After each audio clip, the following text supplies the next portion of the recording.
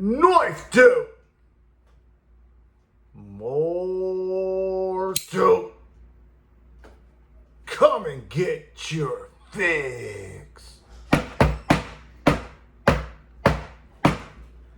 What's up, fuckers?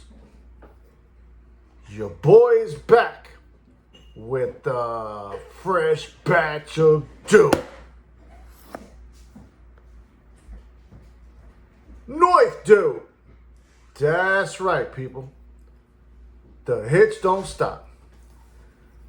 Apparently, I have managed to pick up an Australian accent while I've been handling this Australian designed Grambo Knives Russ. Version 2, don't get it fucked up, but do not fret, for no Australians were harmed during the filming of this video. But that's not what we're here to talk about today, people. Not at all. Got a new knife that was sent my way courtesy of the pass around, and I did it again. And so without further ado, let's get to the dope. KnifeDope. All right, let me tighten up. Okay. Was sent this Arcane Design courtesy of the Lefty Pass Around group, so big thank you to them. We'll get to that one last. But first, we're going to take a look at some of the re-ups that I did. You guys know how I operate. I buy knives, end up selling them, then I miss them and buy them again. Seems to be a issue of mine. But this time around, I'm stopping. No more re-up. Okay, so the first re-up we did was with Migon. This was actually a purchase I did on Amazon. Now, typically, I don't really mess with Amazon too much. I've had too many bad experiences. But I am weak and FOMO is real. This was actually a knife I got earlier in the year. This is the Miro. I think, if I'm being honest, this is quite possibly Migon's best offering to date.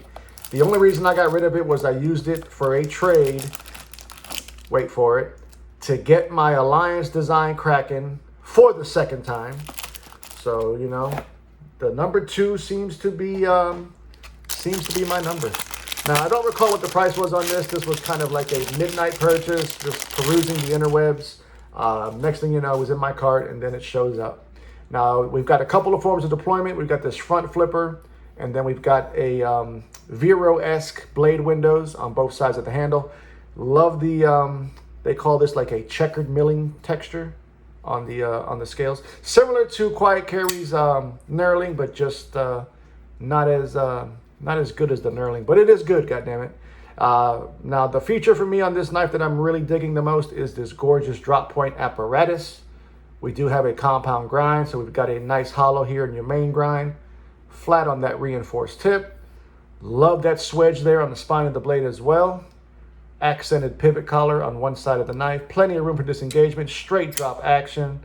Great ergos, as this is a full-size knife, somewhere around somewhere over 8 inches, if I remember correctly.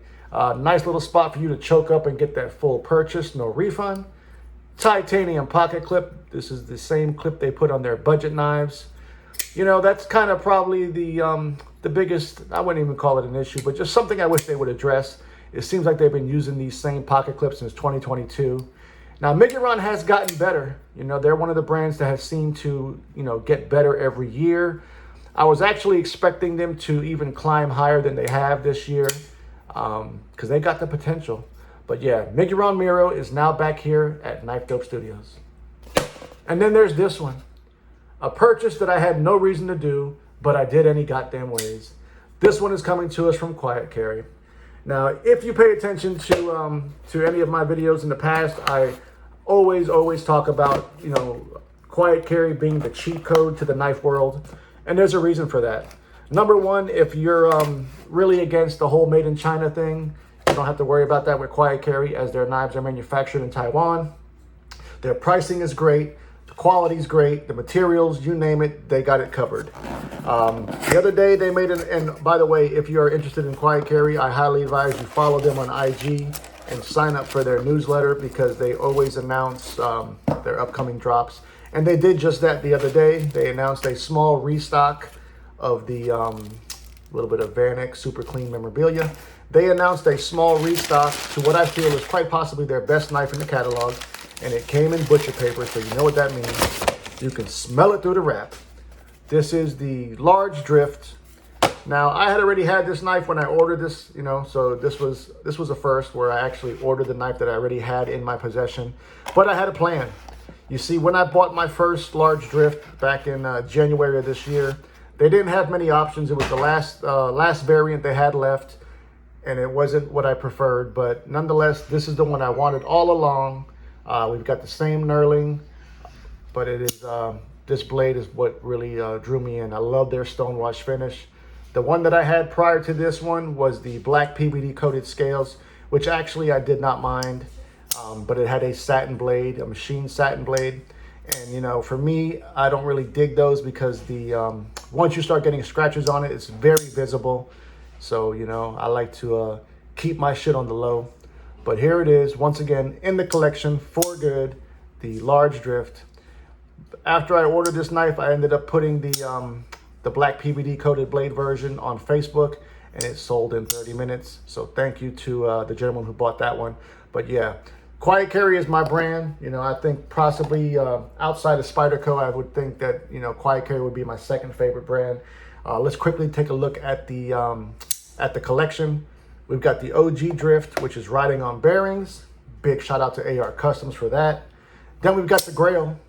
You guys know about this one, the Rincon. Now they also had a few restocks on this recently, but you will never see this one right here. This is the 3D beveled blade, also in Vanek Super Clean. But wait, there's more. Got the Waypoint Large. Absolutely digging this one as well. I think this one might be getting the most carry time as of right now. I've been loving the hell out of that. And last but certainly not least, we got the 9, which for one reason or another does not find my pocket. I cannot explain it. But there you see the Quiet Carry collection for your viewing pleasure. All right, now let's get to the important part, the new Arcane design. Now, when it comes to Arcane, there really aren't many knives of theirs that kind of draw my interest. I have bought 2 in the past. I bought the very first drop of the Plexus, and then I bought the Praytheon twice. Bought it and sold it twice, and I'll probably buy it a third time. But this is one of their newest models. This one's called the Creature. Now, as far as presentation goes, I'm all about it, you know. I know a lot of y'all don't agree with me on that, but I think presentation is a big thing. This is the first thing you'll see when you get the knife. All right, so we got a couple of stickers. We got a COA. And then we've got something they're talking about here. Let you guys pause and read if you're interested in that. Now, the head guy for Arcane is a gentleman by the name of Israel. Actually met him for the first time this year at Blade Show. Seemed like a decent guy. We've got a nice zipper pouch. Thought it was hard case, but it's not. We've got the Arcane logo, which has been, yeah, I don't know what the hell to call that, fucking stitched on there or something like that. Now, this Creature, there are 13. That's right, 13 variants to choose from. This one is the gray titanium with the satin blade. A couple of forms of deployment. These come in at $365. These are OEM by Riot as far as I can understand it. We've got a nice flipper tab with a little bit of jimping. Now that jimping is not my favorite, but it is what it is. And then a nice robust set of tits. Woo! Detent is dialed the fuck in. Full-size knife coming in at 8¼ inches. Of that, we've got 3.75 in this gorgeous drop point blade. Love that belt satin finish. 20 CV is the steel, which I really don't mind. I seem to be kind of magna cutted out currently. But we've got the Arcane logo here on the show side. And then the Creature logo there on the lock side. Frame lock is our locking mechanism. We're looking at about, what you say, 30–40% on lockup. Plenty of room for disengagement. Even give us a nice chamfer on the lock bar. Stainless steel lock insert as well. Flipper tab is also nice and snappy. Now, I typically don't like these type of handles that kind of get skinnier as they go towards the heel. Just not my jam. And I also don't really understand what they got going on here. It seems like there was maybe an inlay, or maybe you can buy aftermarket inlays or something. I didn't see that on the website. Milled pocket clip, which is right hand tip up. and it does clear the lock bar relief, so that's always a good thing. Blade stock thickness comes in at 160 thousandths. Now it seems to get kind of thick behind the edge pretty fast, so not sure how slicey the hoe will be. Weight came in at 4.6 ounces, so yeah, not too heavy. Now let's go ahead and put some comparisons up to give y'all a better idea on the size of this thing. Basically, a little bit of knife flexing. You know how the fuck we do. Gotta roll with America first, and we're gonna come like this. Attention to detail, Mark 1, medium. I'm loving that knife, people. As a matter of fact, I am trying to find a way to buy it. More American dope for your palate. We're gonna come with the mini Arius. Also a knife that I bought twice. So here you see those. Let's do a couple more, shall we? How about one of the best deals, hands down, you can get right now? And that, of course, is going to be the Cold Steel FM1, now being referred to as the Full Metal Atlas. And then we're going to come with the knife that gave it its inspiration. Of course, we're talking about the Demko AD 20.5. So here you see those. Let's do two more. God damn it, two more. Talking about good deals, this one just might be the best deal this year so far, and that is coming from Kubi, and that is the Momentum. Last but certainly not least, how about some artisan cutlery in your life? We're gonna go with the Ray Laconico Design Artisan Cutlery Revel. So there you see the Creature up against those. I tell you, people, I don't know what it is, but you know, it seems like a lot of these Arcane Design knives are more like art pieces. You know, I don't know how practical they are, or maybe they're just more tactical vibes type of thing. But they are well built.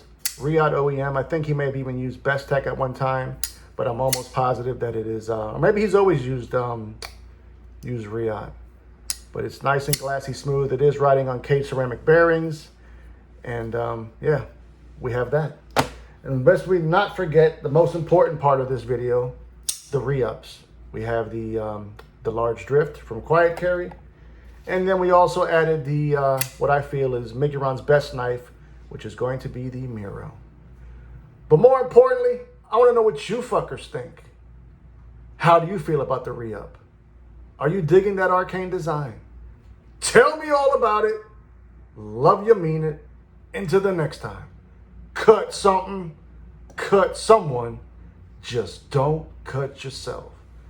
Stay dangerous, fuckers. KnifeDope.